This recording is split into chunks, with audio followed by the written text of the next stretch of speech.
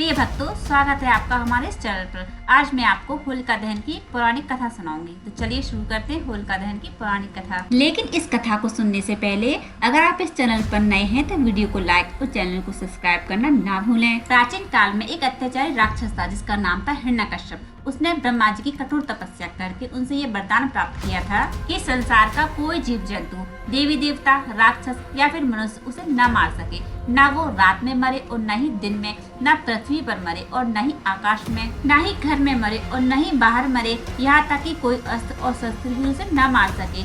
ब्रह्मा जी से ऐसा वरदान पाकर हिरण्यकश्यप खुद को भगवान मानने लगा और वह चाहता था कि हर कोई भगवान विष्णु की तरह उसी की पूजा किया करे।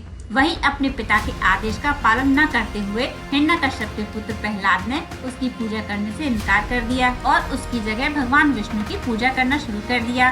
प्रहलाद भगवान विष्णु के परम भक्त थे और उस पर भगवान विष्णु की विशेष कृपा थी। अपने पुत्र प्रहलाद को भगवान विष्णु की आराधना करता देखकर उस पर नाराज होने की वजह से हिरण्यकश्यप ने अपने पुत्र प्रहलाद को कई तरह की यातनाएं देना शुरू कर दिया, लेकिन उन यातनाओं का प्रहलाद पर कोई प्रभाव नहीं पड़ा।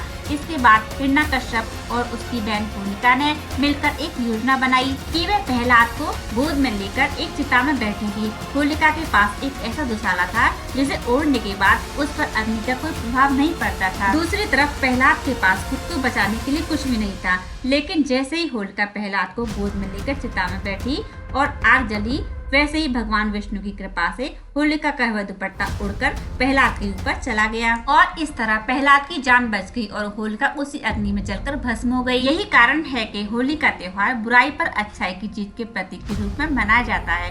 होलिका दहन के दिन एक पवित्र अग्नि जलाई जाती है जिसमें सभी तरह की बुराई जैसे अहंकार, लोभ, दोष सभी को जलाया जाता है और उसके दूसरे दिन हम सभी मिलकर एक दूसरे को रंग गुलाल लगाकर एक दूसरे को बधाइयाँ देते हैं। इस तरह यहीं पर होलिका दहन की ये पावन कथा संपन्न होती है। मिलते हैं अगली वीडियो में ऐसी ही धार्मिक कथा के साथ। आप सभी को होली के पावन पर्व की ढेर सारी शुभकामनाएं। हैप्पी होली। Thank you.